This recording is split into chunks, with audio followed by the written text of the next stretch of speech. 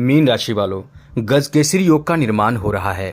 ये गजकेसरी योग बहुत ज़बरदस्त इंसान को सफल बनाता है और ये आपके लिए बहुत ही बेहतर संयोग है कि ये आपके लिए एकदम से उत्तम साबित होगा, क्योंकि आपके पराक्रम के भाव में बैठे देवगुरु बृहस्पति और चंद्रमा का मिलन होगा और इसका प्रभाव आपके जीवन में शुरू हो जाएगा।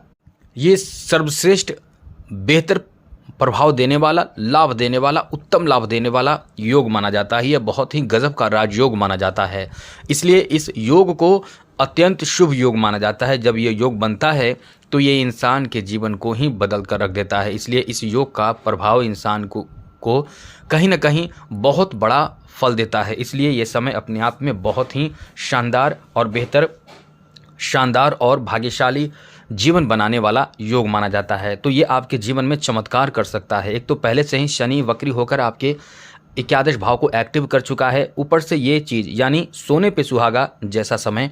केवल आपको ध्यान रखना है कुछ ज़रूरी बातों का, फिर आपके लिए बहुत उत्तम समय रहने वाला है। हम आपको बताएंगे बहुत अच्छे और महत्वपूर्ण कार्य जो आप करेंगे तो निश्चित रूप से आपके जीवन में भी चमत्कार होना शुरू हो जाएगा। चलिए विस्तार से इसके बारे में चर्चा करेंगे।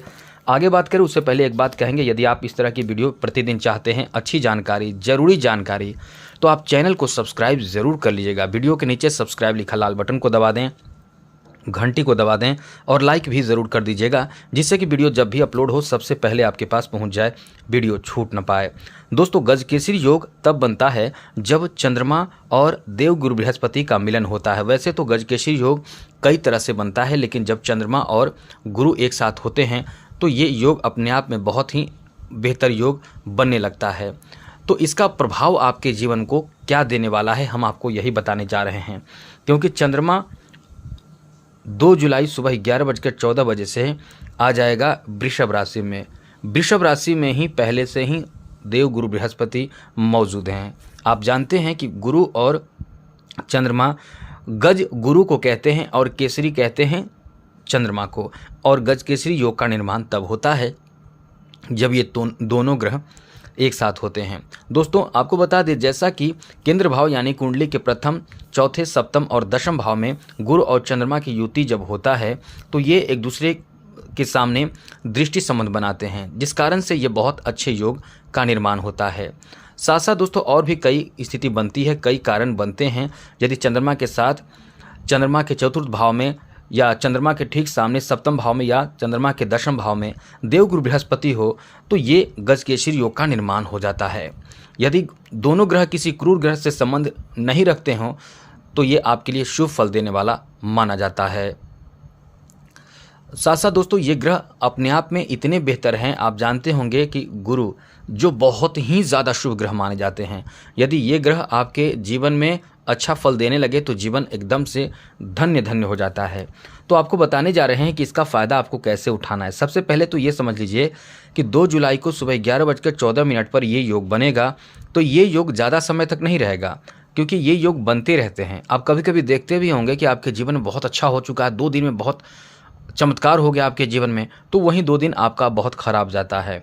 क्योंकि गुरु का संबंध सुख समृद्धि से है, खुशहाल जीवन से है, वहीं चंद्रमा का शांति से है, धन से भी है, गुरु का भी संबंध धन से है। तो मूल रूप से ये कह सकते हैं कि दोनों ग्रह जब मिलेंगे तो सबसे पहले कि आपके धन को लेकर ये बहुत अच्छी स्थिति बनेगी। आप समझ सकते हैं कि धन को लेकर ये बहुत चमत्कारिक स्थिति बनेगी, तो आपके जीवन में एक चमत्कार हो सकता है। सबसे अच्छी बात आपको बता दें कि इस समय देवगुरु बृहस्पति और ये दोनों का मिलन से प्रभाव जो रहेगा वो आपके लिए 2 जुलाई, 3 जुलाई और 4 जुलाई तक रहने वाला, यानी गजकेसरी योग 4 जुलाई तक चलेगा। हम आपको अक्सर पहले ही जानकारी देते हैं, तो इसका प्रभाव क्या होगा। तो दोस्तों, सबसे पहले तो ये समझ लें कि ये बहुत ही बलशाली, बलवान योग माना जाता है, बहुत ही शुभ योग माना जाता है। अब इसका प्रभाव आपके ऊपर जो पड़ेगा, आपके सप्तम भाव पर पड़ेगा, क्योंकि माफ़ कीजिएगा, आपके 9 भाव पर पड़ेगा, क्योंकि सप्तम दृष्टि से गुरु और चंद्रमा का जो नज़र होगा वो 9 भाव पर पड़ेगा, यानी किस्मत को प्रभावित करेगा। अब आपको चाहिए कि इन दिनों में यानी 4 जुलाई से पहले कुछ बड़े काम आप निपटा सकें तो ज़रूर निपटा लीजिए, अच्छे काम निपटा सकें तो ज़रूर निपटा लीजिए। इसका प्रभाव आपके जीवन को बहुत ही प्रभावित करेगा, आपके लिए शुभ प्रभाव देने वाला कहा जा सकता है। कोई ज़रूरी काम जो आपको निपटाना है इस समय निपटा सकते हैं। साथ साथ इसका असर जो होगा वो आपके नवम भाव पर पड़ेगा, और नवम भाव पर पड़ने का मतलब है कि कहीं कुछ अच्छे यात्रा भी आपको करने का मौका मिलेगा। अच्छे यात्रा और बहुत महत्वपूर्ण यात्रा, जरूरी यात्रा आप करेंगे और इसका असर आपके जीवन पर पड़ेगा। कहीं ना कहीं वो यात्रा आपके लिए यादगार साबित होगा। इसका असर आपके लिए बहुत ही फ़ायदेमंद साबित होगा। भाई बहनों का भी आपको किसी भी काम में सपोर्ट मिलेगा, अच्छा खासा सपोर्ट आपको मिलने वाला है। धन के मामले में भी, पैसे के मामले में भी ये बहुत ही उत्तम माना जाता है, और ये समय ऐसा है कि कहीं ना कहीं आपके कोई बड़े महत्वाकांक्षा यानी कोई बड़े काम सफल होने की संभावना बनती है। रुके धन की प्राप्ति होती है। उद्योग धंधे आपके बहुत अच्छे चलते हैं, यानी आप उद्योग धंधा अपना चलाते हैं, बिजनेस है, व्यापार है, कारोबार है, वहाँ आपको अच्छा खासा लाभ मिलता है। आप सही तरीके से चीज़ों को कर पाते हैं, काम अच्छे कर पाते हैं। और यहाँ बुध भी आपके लिए अच्छी स्थिति में है। आप समझ सकते हैं कि बुध पंचम भाव में है, और पंचम भाव में बुध का रहना ये भी आपके लिए बहुत बेहतर फल देने वाला माना जाता है। यानी पंचम भाव अपने आप में बुद्धि का भाव माना जाता है, तो ये समय तो वैसे भी आपके लिए बेहतर है। और पंचम भाव से जो बुध की दृष्टि, सप्तम दृष्टि एकादश भाव पर पड़ रहा है, तो कुल मिलाकर ये कह सकते हैं कि चारों तरफ से आपके लिए बेहतर समय है, लाभ मिलने वाला समय है, भाग्यशाली समय कहा जा सकता है। और कहीं ना कहीं ये उत्तम समय है कि बिजनेस व्यापार में अपार सफलता आपको दे सकता है।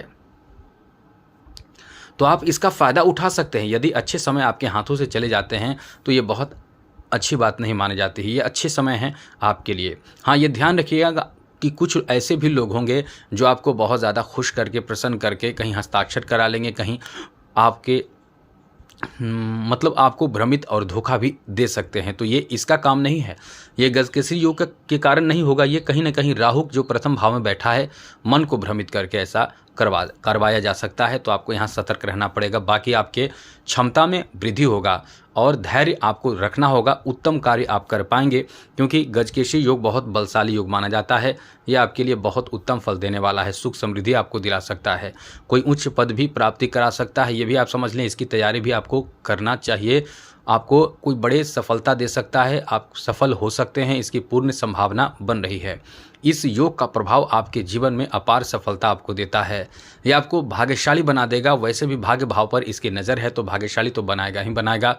और ये आपको कहीं किसी कार्य के लिए यदि आप सोए हुए हैं, यानी मेरा मतलब कि आपको पता नहीं है, याद नहीं है, वैसे कार्य भी बनाता है। तो सुख समृद्धि, धन संपदा देने वाला ये योग माना जाता है। अब आपको तैयार रहना चाहिए। बहुत ही भाग्यशाली समय आपका है। अब इसका फ़ायदा आपको उठाना चाहिए, जो कि आपको बहुत कुछ दे सकता है, एकदम पराक्रमी बना सकता है, भाग्यशाली बना सकता है। अब बात करें क्या करना चाहिए जिससे कि परेशानियों का सामना ना करना पड़े, तो दोस्तों एक ही बात कहेंगे, कम से कम एक काम तो आपको ज़रूर करनी चाहिए, चैनल को सब्सक्राइब कर लेने चाहिए। और दूसरी ज़रूरी बात, एक बहुत महत्वपूर्ण उपाय आपको हम बताते हैं, आप समझिएगा। जब गुरु को मजबूत आप कर लेंगे तो जीवन में सुख समृद्धि आसानी से प्राप्त होने लगेगा। मतलब समझ लीजिए कि जीवन में जो चीज़ आपको चाहिए, जैसे संतान की बहुत लोग अभिलाषा रखते हैं कि हमें संतान प्राप्त हो, संस्कार चाहते हैं कि अच्छा संस्कार हो हमारा, धन चाहते हैं, नौकरी चाहते हैं, और खुशहाली चाहते हैं, जीवन साथी के साथ रिश्ते अच्छे चाहते हैं, और जीवन में सुकून चाहते हैं, झगड़े विवाद से दूर रहना चाहते हैं, खुशहाल जीवन चाहते हैं, तो आपको गुरु को मजबूत करना चाहिए। वैसे तो बहुत उपाय है गुरु को मजबूत करने के लिए, लेकिन ये पुखराज रत्न होता है, इसको धारण करने से गुरु मजबूत होते हैं। और दूसरा, चंद्रमा को मजबूत करना चाहिए। चंद्रमा भी मीन राशि वालों के लिए बहुत ज़रूरी रत्न माना जाता है, और ये रत्न जरूरी ग्रह माना जाता है, और इसका रत्न है मोती। तो मोती आपको धारण करना चाहिए। मीन राशि वालों, ये दो चीज़ आप धारण करें, एक तो चंद्रमा के लिए मोती, और गुरु के लिए पुखराज या टोपाज रत्न धारण करें। तो ये उपाय आप कीजिएगा। बाकी आप बहुत सारे उपाय कर सकते हैं। आज के लिए इतना ही। जय माता दी, राधे कृष्णा, ओम नमः शिवाय।